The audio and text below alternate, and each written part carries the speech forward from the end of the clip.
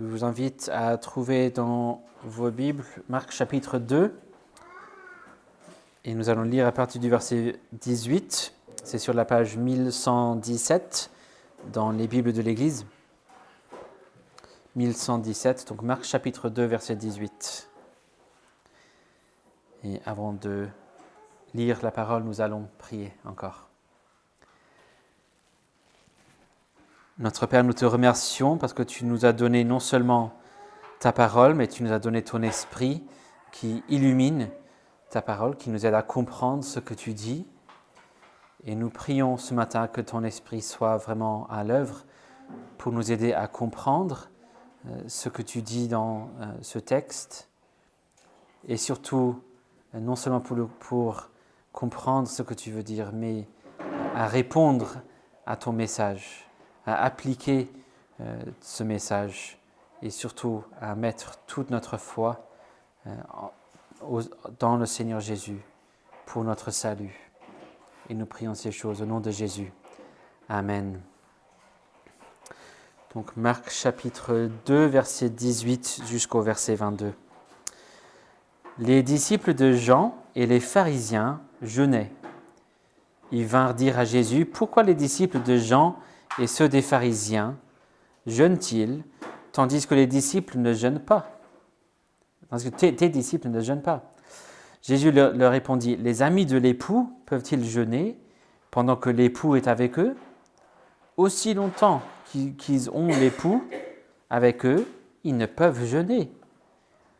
Les jours viendront où l'époux leur sera enlevé, et alors ils jeûneront en ce jour-là.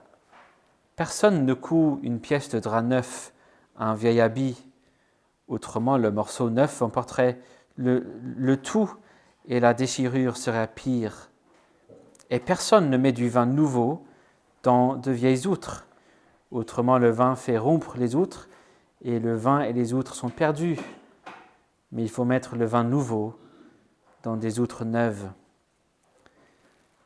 L'herbe sèche et la fleur se fanent, mais la parole de notre Dieu subsistera éternellement. » Parfois, quand on demande à quelqu'un s'il croit en Dieu ou s'il pratique une religion, on entend qu'il est croyant mais pas pratiquant. Il est musulman mais pas pratiquant. Elle est catholique mais pas pratiquante.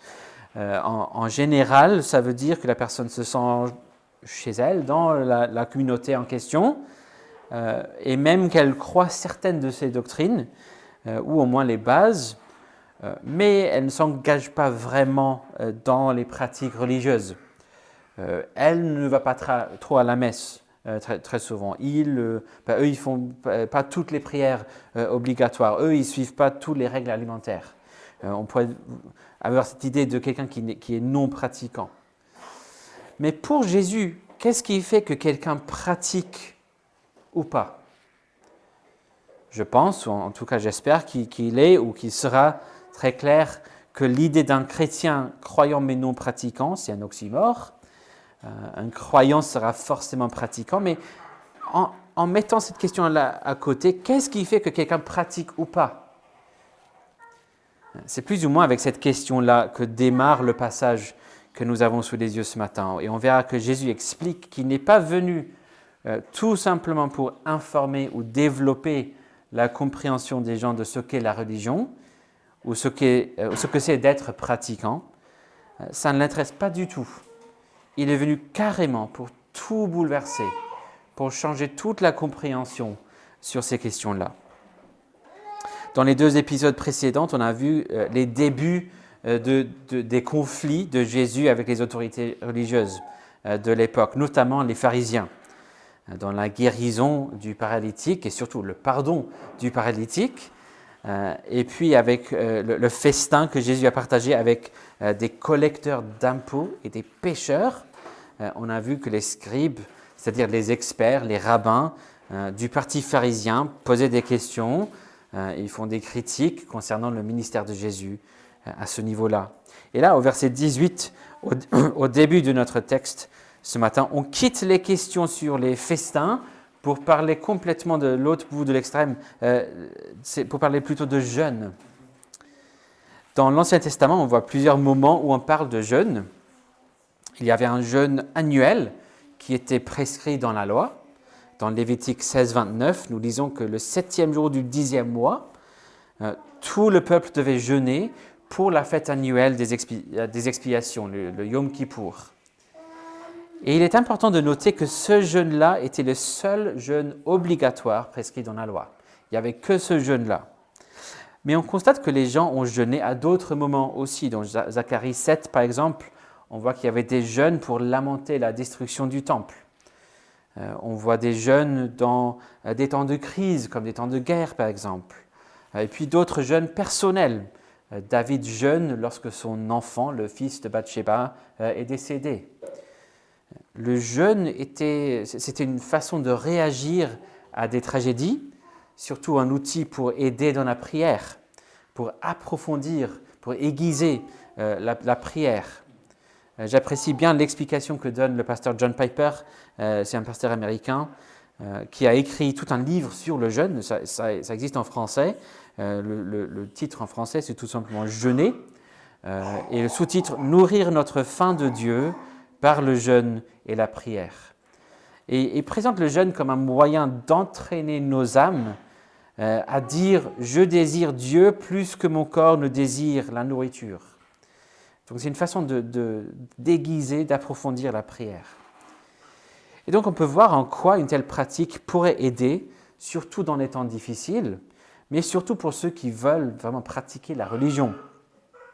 C'est donc avec cette question de jeûne qu'on commence notre texte aujourd'hui. Regardons ce qu'en dit Marc. Verset 18. Les disciples de Jean et les pharisiens jeûnaient. Donc déjà, on peut noter qu'il n'est pas question ici du jeûne annuel prescrit dans la loi. Sinon, Marc n'aurait pas précisé qu'il s'agissait de que ces deux groupes-là. On a d'abord les disciples de Jean qui jeûnent. Très probablement, il est question ici de personnes où soit ils n'avaient pas entendu la mise à jour que Jean a identifié le Messie qu'il avait annoncé, soit ils n'ont pas compris ce que Jean a dit au sujet de Jésus. Donc peut-être ils jeûnaient pour encore attendre la venue du Messie, ou peut-être ils jeûnaient parce que, comme on a vu au verset 14 du premier chapitre, Jean est en prison. Peut-être ils voulaient jeûner dans ce sens-là. Puis on a les pharisiens. Alors parmi les différents groupes religieux qu'on avait à l'époque, il y avait plusieurs mouvements dans le pays. Les pharisiens étaient les plus conservateurs. Et donc dans un sens, c'est normal que ce soit le groupe avec lequel on comparait Jésus le plus, parce que c'était vraiment le groupe conservateur qui prenait les Écritures très au sérieux. Dans un sens, c'est un mouvement qui ressemblait le plus à Jésus, et à première vue en tout cas. C'était donc un mouvement où on jeûnait beaucoup. La plupart des pharisiens jeûnaient 2 fois par semaine. Dans la parabole que raconte Jésus dans Luc 18, du pharisien et du collecteur d'impôts qui prie, c'est dans la liste des choses dont le pharisien se vante. Il jeûne 2 fois par semaine. La plupart des gens regardaient ces gens et diraient, là, ce sont des gens vraiment religieux, vraiment pratiquants. Et comme on apprend dans le Sermon sur la montagne, lorsque les pharisiens jeûnaient, tout le monde le savait. Ils faisaient une tête toute triste. Si on leur avait proposé à manger, ils leur dit haut et fort, « Ah non, merci, je jeûne aujourd'hui ». Il y aurait eu quelques pharisiens qui avaient leur chaîne YouTube ou TikTok pour montrer aux gens comment ils faisaient. Suivez-moi pour une journée, pour voir ce que ça donne, une journée de jeûne. Surtout, n'oubliez pas de liker.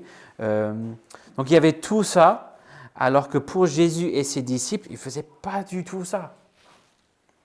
Et pour certains gens, on dirait vraiment des gens presque non pratiquants. Mais Jésus, pour le mouvement religieux que vous êtes là, vous n'avez pas du tout l'air religieux. Pourquoi vous ne faites pas des jeûnes et tout ça? Et pour nous aider à comprendre la réponse de Jésus, je propose en fait de changer l'ordre des éléments, de prendre dans l'ordre inverse. Donc on va démarrer avec la fin de la réponse pour remonter vers le début. J'en dirai un peu plus tard, mais il me semble en tout cas que Jésus donne ici la conclusion d'abord et puis la base logique après. Donc nous, on va démarrer avec la base logique pour après retrouver la conclusion. Donc prenons d'abord les deux images qu'il emploie vers la fin, au verset 21 et 22. Verset 21. « Personne ne coud une pièce de drap neuf à un vieil habit, autrement le morceau neuf emporterait le tout et la déchirure serait pire. Et personne ne met du vin nouveau dans de vieilles outres, autrement le vin fait rompre les outres, et le vin et les outres sont perdus. Mais il faut mettre le vin nouveau dans des outres neuves. » Ce que Jésus dit ici nous donne une introduction à sa façon d'expliquer les choses, c'est-à-dire en termes de paraboles. Les paraboles, comme on a vu au début de l'année dans Matthieu 13, ce sont des images qui ne rendent pas vraiment les choses plus faciles à comprendre. En effet, ils rendent parfois les choses plus difficiles à comprendre. Pour les comprendre, il faut vraiment écouter et vraiment faire attention. Les paraboles divisaient la foule entre ceux qui écoutaient véritablement et ceux qui n'écoutaient pas vraiment. Donc si on n'écoute pas vraiment, si on ne prête pas attention, on ne va rien capter quand on entend une parabole. Donc vous êtes prévenus, il faudra s'y mettre pour les prochaines quelques minutes pour suivre ce que dit Jésus ici. Et le fait que ce ne soit pas très évident avec les paraboles se voit dans le fait qu'il y a grosso modo deux courants d'interprétation des images que présente Jésus ici. Alors dans ce cas-là, aucun des courants ne mène à l'hérésie, même pas à la fausse doctrine. Moi-même, j'ai hésité entre les deux côtés. Vous avez le droit de ne pas être d'accord avec moi, mais c'est exceptionnel. Hein, donc profitez de cette exception que je vous accorde gracieusement. De manière générale, dans mes lectures en tout cas, il y a des sources plus anciennes penchent dans un sens, donc les pères, les réformateurs, etc. Puis des commentateurs plus récents, plus modernes, penchent dans l'autre sens. Et comme j'ai dit, j'ai hésité, mais je pense que ce sont les commentateurs plus récents qui ont raison. En ce dimanche de la Réforme, je vais oser contredire Jean Calvin et Chrysostome et d'autres. Je le fais justement parce que ce sont des gens comme Jean Calvin qui nous mènent à creuser et méditer la Bible. Donc j'essaie de suivre son héritage dans ce sens-là, même si je ne suis pas tout à fait son interprétation. Là où les deux côtés semblent être d'accord, c'est que les deux images représentent à peu près la même chose. Il ne s'agit pas de deux éléments différents. Le deuxième image rajoute le détail qu'il faut mettre le vin nouveau dans les outres neuves. Pour résumer le côté que finalement je n'ai pas choisi, le drap neuf et le vin nouveau représenteraient le jeûne, et le vieil habit et les vieilles outres représenteraient les disciples de Jésus. Et donc les images servent à conclure la réponse de Jésus, que le fait de les faire jeûner maintenant serait inapproprié. Le message serait qu'il faut que les disciples soient renouvelés, fortifiés, avant de pouvoir supporter de telles pratiques et de telles circonstances. Donc, tout comme il ne faut pas mettre un drap neuf sur un vieil habit, il ne faut pas imposer le jeûne sur les disciples. C'est tout à fait possible, et ça m'est arrivé par le passé d'arriver à cette conclusion. Il me semble que la question clé pour interpréter ou pour choisir entre les deux, c'est la question suivante. S'il fallait fournir un mot entre les versets 20 et 21 pour indiquer le rapport logique entre le verset 21 et le verset 20 et puis les deux images, devrions-nous mettre au début du verset 21 « c'est pourquoi » ou devrions-nous mettre « parce que » ? C'est pourquoi ou parce que. Est-ce que les versets 21 et 22 nous disent ce qui résulte de ce qu'il a dit au verset 19 et 20 ? Ou est-ce qu'il nous donne plutôt le fondement qui soutient ce qu'il vient de dire ? Comme vous pourriez peut-être déduire du fait qu'on les regarde ce matin dans l'ordre inverse, il me semble en effet que les versets 21 et 22 donnent plutôt le fondement et non pas la conclusion de ce qu'il dit. Donc pour venir à l'interprétation avec que j'ai choisie, il me semble donc que le vieil habit et les vieilles outres représentent le système ou la religion telle qu'on la pratiquait à l'époque, que ce soit les pratiques des pharisiens ou celles des disciples de Jean. L'idée de l'époque de ce que c'est d'être pratiquant, en gros. Pour être clair, il n'est pas question ici de l'Ancien Testament ou de la loi de l'Ancienne Alliance. Il s'agit des systèmes religieux et des traditions qu'on suivait à l'époque, qui avaient bien sûr comme source première les Écritures, que l'on appelle maintenant l'Ancien Testament, mais qui étaient autres que ça, qui avaient leur propre tradition, leur religion. On pourrait prendre peut-être comme analogie ce que dit Jésus dans le Sermon sur la montagne. Dans ce sermon, il dit « Vous avez entendu qu'il a été dit aux anciens, tu ne commettras pas de meurtre. Mais moi, je vous dis. » Alors, clairement, pourquoi a-t-il été dit aux anciens, tu ne commettras pas de meurtre? Justement parce que c'est écrit dans la loi.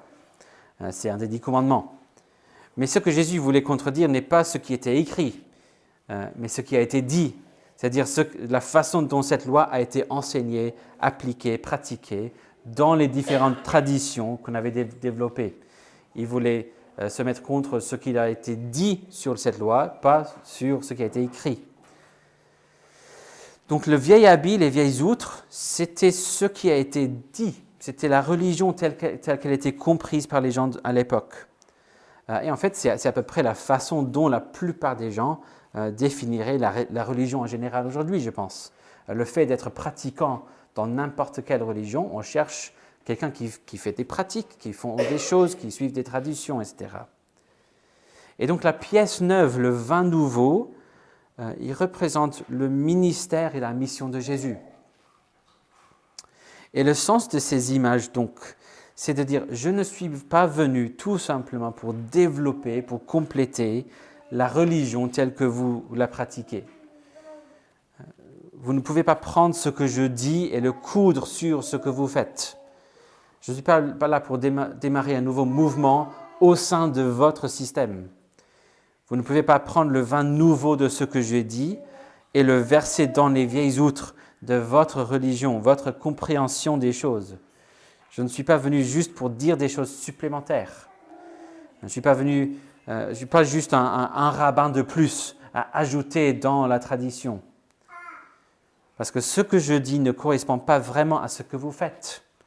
Ça n'aurait aucun sens de les coudre ensemble.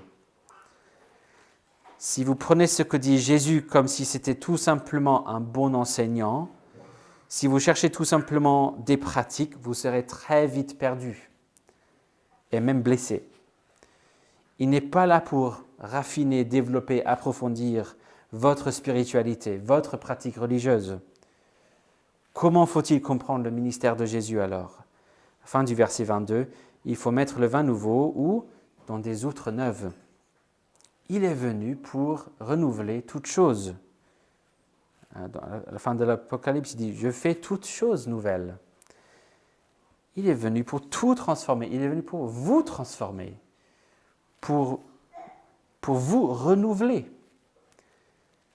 Donc voilà pour ces deux images. Donc reculons encore un pas pour remonter, pour voir ce que dit Jésus avant ces deux images au verset 20. Verset 20, dans ce verset, il explique qu'il y aura un moment où il sera tout à fait approprié pour les disciples de jeûner, mais ce sera plus tard. Et ce qui fera qu'il sera approprié de jeûner, dit Jésus, c'est mon absence. Et plus précisément, le fait que je serai enlevé. Ce n'est pas le fait que je parte, mais le fait que je serai enlevé. Les expressions dans ce verset, les jours viendront. Et en ce jour-là, c'est du langage très prophétique. En fait, on voit ces expressions très souvent dans les prophètes de l'Ancien Testament. Jésus voit venir ce qui va arriver. Il prophétise ce qui lui arrivera ici, dans un sens. Il sera enlevé. On pourrait même entendre un écho de Ésaïe 53, verset 8, par exemple. Il a été emporté par la violence et le jugement. Dans sa génération qui s'est soucié de ce qu'il a été retranché de la terre des vivants. Jésus sait que ce qui a démarré ici avec quelques questions, quelques critiques, finira à la croix. Jésus sera enlevé et ce sera là le moment approprié pour se lamenter et jeûner. Il y a un sens dans lequel son absence actuelle constitue aussi un enlèvement. Mais le sens principal, c'était la crucifixion. Mais dans un sens secondaire, cela comprend le fait qu'il soit maintenant au ciel et que l'on attend de son retour. Donc il faudrait penser à ça dans un instant quand on cherche à appliquer le texte. Mais pour l'instant, reculons encore un pas pour voir le début de la réponse de Jésus qui est, à mon sens, la conclusion ou le point principal de ce qu'il veut annoncer en guise de réponse à la question. Verset 19, « Les amis de l'époux peuvent-ils jeûner pendant que l'époux est avec eux ? Aussi longtemps qu'ils ont l'époux avec eux, ils ne peuvent jeûner. » Sa réponse, c'est « Mes disciples ne jeûnent pas parce que je suis là. » C'est ça la réponse en gros. Voici la version courte de toute la réponse. C'est parce que je suis là. Alors je pense qu'il n'y a aucun autre rabbin qui dirait ça. Jeûner ou jeûner pas parce que je suis là. Et donc on poursuit et on lui pose la question, d'accord Jésus, le fait que tu sois là, qu'est-ce que ça change ? Et c'est ça l'utilité de l'image qu'il emploie. Les amis de l'époux peuvent-ils jeûner pendant que l'époux est avec eux ? Puisque je suis là, c'est la fête. C'est un sujet de joie. Ainsi, le cœur de sa réponse, c'est « Il faut que vous compreniez en fait qui je suis. » Il faut que vous compreniez qui je suis. Dès que vous compreniez qui je suis, vous verrez que l'idée de demander à mes disciples de jeûner serait aussi ridicule que le fait d'aller dans une salle de fête lors d'un mariage pour demander à tout le monde « Mais pourquoi vous ne jeûnez pas ?» Si vous compreniez qui je suis, vous voyez que c'est une question ridicule. Jésus est l'époux. Il est l'époux. C'est une image qui est souvent employée pour décrire Jésus dans le Nouveau Testament. Il a été même employé par Jean-Baptiste. C'est une des dernières choses qu'il vient de dire. C'est l'époux qui arrive. Ce qui est étrange, en fait, c'est que dans l'Ancien Testament, on ne voit jamais l'idée du Messie liée à l'image d'un époux. Il n'est jamais annoncé comme étant un époux. Donc pourquoi on voit autant de langage lié à Jésus, cette idée d'époux? D'où sort cette idée? Est-ce une autre tradition peut-être?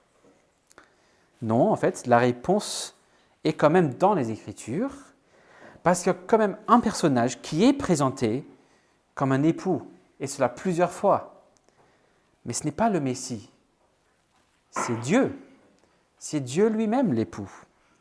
Dans Ésaïe 61, verset 10 par exemple, nous lisons « Je me réjouirai pleinement en l'Éternel, mon âme sera ravie d'allégresse en mon Dieu, car il m'a revêtu de vêtements du salut, il m'a couvert du manteau de la justice, comme le fiancé s'orne d'une parure, tel un prêtre, comme la fiancée se pare de ses atours. » Chapitre suivant, je pense au verset 5, nous lisons « Comme la fiancée fait la joie de son fiancé, ainsi tu feras la joie de ton Dieu. » Pourquoi tes disciples ne jeûnent-ils pas, Jésus? Parce que je suis là. Et c'est la fête. L'époux est là, l'époux divin. Dieu, l'époux, est là. C'est la fête. C'est ça la leçon donc que nous devrions tirer de ce texte. Jésus n'est pas simplement un enseignant nouveau, il est l'époux divin qui est venu faire toutes choses nouvelles. Jésus n'est pas un simple enseignant nouveau, il est l'époux divin qui est venu faire toutes choses nouvelles. Et pour le faire, il faudra ce temps où il sera enlevé.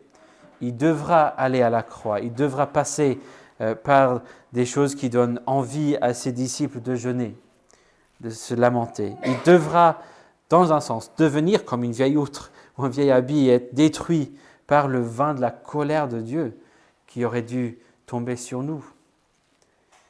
et donc que nous puissions nous diriger vers une sorte de conclusion. Quelles sont les leçons que nous devrions tirer ici pour nous aujourd'hui? Alors, 3 choses que Jésus nous dit de faire ici. Que faut-il faire? D'abord, viens à moi et réjouis-toi. Viens à moi et réjouis-toi. Viens trouver en moi, en Jésus, l'époux dont tu as besoin. Viens trouver l'amour, la communion profonde, la paix, le pardon, la justice, la joie auprès de moi. Viens te réjouir en moi, viens trouver en moi ta part, ta joie à jamais. Deuxième chose qu'il nous dit de faire, viens à moi pour être renouvelé. Viens à moi pour être renouvelé. Je fais toutes choses nouvelles, dit Jésus. Et par sa résurrection d'entre les morts, après son enlèvement jusqu'à la croix, il a inauguré une nouvelle création. Si quelqu'un est en Christ, dit Paul, nouvelle création. On doit souvent mettre les verbes « il est une nouvelle création » ou « il y a une nouvelle création ». Dans le grec, il n'y a pas de verbe, donc c'est un peu ambigu. Si quelqu'un est en Christ, nouvelle création. C'est tout ça ensemble. Il est une nouvelle création, il y a une nouvelle création, toute chose nouvelle. Ça, c'est déjà vu dans les épisodes juste avant celui-ci, dans Marc. Ce n'est pas lui qui doit faire attention quand il y a un lépreux. Il le touche et c'est sa vie, sa pureté qui sont plus contagieuses que la lèpre. C'est lui qui pardonne les péchés, comme il a fait pour le paralytique. C'est lui l'ami des pécheurs. Il pourra vous renouveler aussi, comme il a renouvelé l'âme du paralytique. Et puis la troisième chose, attendez-moi avec patience. Attendez-moi avec patience. C'est ça d'être chrétien pendant cette autre absence de Jésus, cette seconde absence de Jésus. La prière, c'est attendre Jésus. C'est ça, la vie chrétienne, c'est attendre Jésus. Parfois, il y a Paul qui décrit, qu'est-ce qu'un chrétien? Celui qui aime son retour. Ceux qui aiment son retour. La prière du chrétien, c'est Maranatha. Viens bientôt, Seigneur Jésus. Depuis la résurrection de Jésus, nous vivons un temps qui est en fait un chevauchement entre 2 temps. C'est à la fois encore les temps anciens, on est encore dans l'ancienne création, mais aussi il y a un temps nouveau qui a été inauguré, un temps nouveau qui a démarré. Depuis la résurrection, on est dans ces derniers jours, on est dans la fin de l'ancienne création. La nouvelle création a déjà commencé, c'est un chevauchement. Et dans cette période de chevauchement, on doit donc parler souvent en termes de déjà et pas encore. Il y a le déjà et le pas encore. La nouvelle création a été inaugurée déjà par la résurrection de Jésus, mais pas complètement achevée. On est des nouvelles créations spirituellement, mais pas physiquement. Il y a le déjà et pas encore. Jésus est déjà victorieux. Et pourtant, la victoire finale, qui est quand même garantie, n'a pas encore eu lieu. Le péché existe encore, la mort existe encore. Et donc, les chrétiens sont des gens qui ne jeûnent pas, mais ils sont aussi des gens qui jeûnent. Est-ce qu'un chrétien jeûne? Non et oui. On ne jeûne pas parce que nous sommes avec Jésus. Il nous a promis d'être présent avec nous tous les jours jusqu'à la fin. Nous avons l'assurance du salut, si nous sommes venus à lui, si nous sommes unis à lui, c'est la fête dans un sens. Mais on jeûne parce que dans un autre sens, ce n'est pas encore la fin. On est encore en chemin, en pèlerinage, dans le désert. Jésus est présent, oui, mais en même temps, il est absent. Sinon, on ne parlerait pas en termes d'un retour attendu. Mais on attend ce retour. Et malgré le fait que nous avons toutes les bénédictions spirituelles dont on a besoin en Christ, et surtout le fait d'avoir Christ lui-même, malgré tout cela, on a encore des moments difficiles. On a parfois besoin d'aide à prier. Parfois, on a toujours besoin d'aide à prier. On fait face encore à des difficultés, des tragédies. Donc on n'a plus de jeûne obligatoire. Ça, c'est fini. Ça, c'est accompli. Mais on vit encore dans un monde où il peut être approprié de jeûner. Il y a des temps où on est plus conscient de l'absence de Jésus que de sa présence. Et on a besoin de jeûner pour se rappeler de sa présence dans un sens, pour être plus proche dans la prière. Mais nous pouvons jeûner avec espérance. Nous pouvons jeûner avec la certitude qu'il va revenir, qu'il fera toutes choses nouvelles. Nous pouvons jeûner dans la certitude qu'il y a un festin qui nous attend. Il y aura un renouveau complet de toute la création et ce sera vraiment le temps où il ne sera plus jamais approprié ou nécessaire de jeûner. Nous serons avec notre époux divin, Jésus, notre Dieu, notre époux, à jamais. Donc, comment être pratiquant dans le christianisme? On commence par cette question toute simple. Comprenez qui est Jésus. Dieu lui-même venu chercher son épouse. Venez donc pour être renouvelés. Venez à Jésus. Soyez renouvelés par lui. Et puis la question d'être pratiquant ou pas n'aura plus aucun sens. On vivra tout simplement en relation avec Jésus, dans la joie mais aussi dans l'attente de son retour. Prions. Merci notre Père pour le Seigneur Jésus. Merci parce que tu nous as donné l'époux parfait. Merci parce que nous pouvons être sûrs qu'il va revenir. Merci parce que nous pouvons être sûrs qu'il y a un festin qui nous attend. Donne-nous donc de venir avec lui pour nous réjouir en lui. Donne-nous de venir à lui pour être renouvelés et continue, Seigneur, à nous renouveler, à nous sanctifier par la puissance de l'Esprit de Jésus. Et donne-nous d'attendre Jésus avec patience. Donne-nous d'être un soutien les uns pour les autres dans cette attente. Donne-nous de te glorifier et remplis-nous d'espérance pour ces temps d'attente.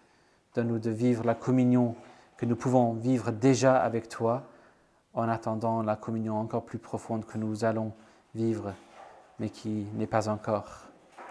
Donne-nous de te glorifier ainsi, au nom de Jésus. Amen.